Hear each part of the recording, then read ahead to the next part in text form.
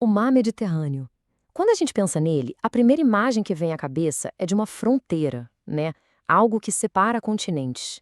Mas e se a história, na verdade, contasse algo bem diferente?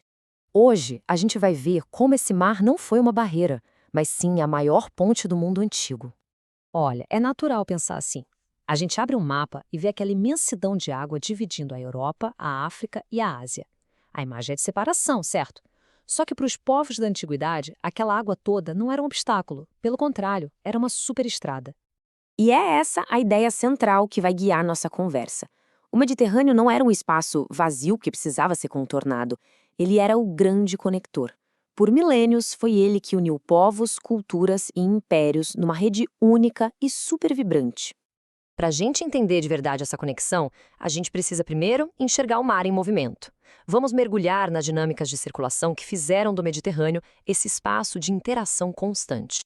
Pensa só, muito antes da internet que a gente conhece, o Mediterrâneo era isso. Era a grande rede de comunicação do mundo antigo. Era por ali que tudo circulava: mercadorias, ideias, tecnologias e, claro, pessoas. Foi o grande palco onde gregos, romanos, fenícios, egípcios não só se encontravam, mas se transformavam uns aos outros. E claro, né? Um espaço tão vital, tão conectado, rapidamente se torna o quê? O Grande Prêmio. Quem controlasse essa rede, basicamente, controlava o mundo conhecido. E isso deu início a uma busca sem fim pelo que a gente chama de hegemonia, a supremacia sobre todos os outros. E essa busca por controle definiu séculos de história. A gente vê aqui essa dança das cadeiras, né? Primeiro os persas dominando no Oriente, depois a vez das cidades-estado gregas brilharem. Logo em seguida vem a expansão gigantesca de Alexandre o Grande. E, por fim, a chegada de Roma, a potência que ia unificar tudo. Ok, mas esses grandes impérios não tiraram tudo isso da cartola, né? Eles construíram suas redes em cima de fundações que já existiam, feitas muito antes. Mas quem foram os verdadeiros pioneiros? Quem foram os primeiros a tecer essa teia de conexões? Para entender isso, a gente precisa voltar para um cenário de caos completo. Pensa que, por volta de 1200 a.C., impérios que pareciam eternos simplesmente desmoronaram. Rotas comerciais foram para o espaço. Foi uma ruptura tão grande que o mundo mergulhou numa espécie de Idade das Trevas. E isso criou um vácuo de poder imenso. E é aí, no meio dessa bagunça toda, que os fenícios aparecem e prosperam. Em vez de focar em terra, eles criaram um império do mar. Com seus navios super avançados, eles costuraram a primeira grande rede comercial do Mediterrâneo. E para facilitar tudo isso, para agilizar os negócios, eles inventaram uma ferramenta que mudou o mundo. Um alfabeto simples, fonético, que é a base de muitos sistemas de escrita que a gente usa até hoje. Essa frase aqui, olha, define eles perfeitamente. Eles não eram só comerciantes, eram inovadores. Em vez de sair conquistando, eles criavam bases comerciais, funcionavam como os grandes intermediários do mundo antigo. Eles criaram uma rede tão complexa que mudou o jogo do Mediterrâneo para sempre.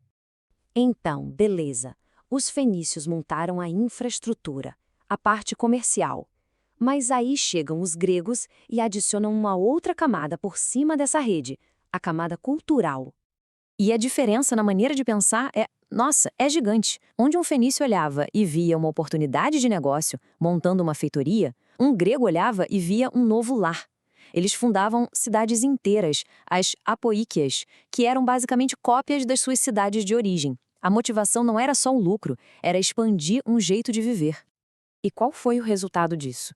Não se criou apenas um mercado, mas sim um espaço cultural comum, compartilhado. Para onde quer que os gregos fossem, eles levavam junto a política, a arte, a filosofia, e isso deu início a um diálogo super intenso e transformador com os povos que já estavam lá. E o melhor exemplo disso tudo, sem dúvida nenhuma, é a Alexandria. A cidade se tornou o maior centro intelectual do mundo antigo. Era um lugar onde o conhecimento grego encontrava a astronomia da Babilônia, a matemática do Egito. E foi desse intercâmbio que nasceram ideias poderosíssimas que moldaram o pensamento ocidental por séculos. Então, a gente tem a rede comercial dos fenícios, a rede cultural dos gregos, o palco estava montado. Faltava alguém para juntar tudo isso num sistema só, gigantesco e integrado. E esse alguém foi Roma. Os romanos chegam com essa frase de efeito, né? Mare nostrum, nosso mar. Com duas palavrinhas eles deixaram bem claro o objetivo: controle total. Para eles, o Mediterrâneo não era mais um mar que ficava entre as nações. Ele era um lago romano, o coração do império deles. É importante entender isso. Roma não criou a rede do zero. O que eles fizeram foi pegar o que já existia e turbinar, levar para uma escala que ninguém nunca tinha visto. Eles pacificaram o mar, acabando com a pirataria, unificaram a economia com leis e moedas únicas e promoveram um movimento de pessoas em massa. A circulação, que já era grande, virou uma verdadeira inundação. Mas olha, é fundamental a gente entender que esse processo era super complexo e, muitas vezes, brutal. Essa circulação cultural não era sempre pacífica. Por exemplo, o sistema da escravidão, que era terrível, paradoxalmente acabou ajudando a espalhar conhecimento. Pessoas com altíssima formação, como médicos e filósofos gregos, foram escravizadas e levadas para Roma, levando junto todo o seu saber. Beleza. Depois de tudo isso, de milênios de trocas, encontros, conflitos, o que fica? Qual é o grande legado dessa circulação toda de gente, de produtos e de culturas no coração do mundo antigo? Pois é, a base do que a gente chama de civilização ocidental foi construída ali. Ideias que para nós são essenciais, democracia, direito romano, filosofia, elas não nasceram do nada, isoladas. Elas são o resultado direto de séculos e séculos de debate, de troca, dentro desse grande laboratório de ideias que foi o Mediterrâneo. E uma das coisas mais fascinantes que acontece nesse caldeirão cultural é o tal do sincretismo. As culturas não estavam só se copiando, elas estavam se misturando, criando coisas novas. Um ótimo exemplo é a deusa Ísis do Egito.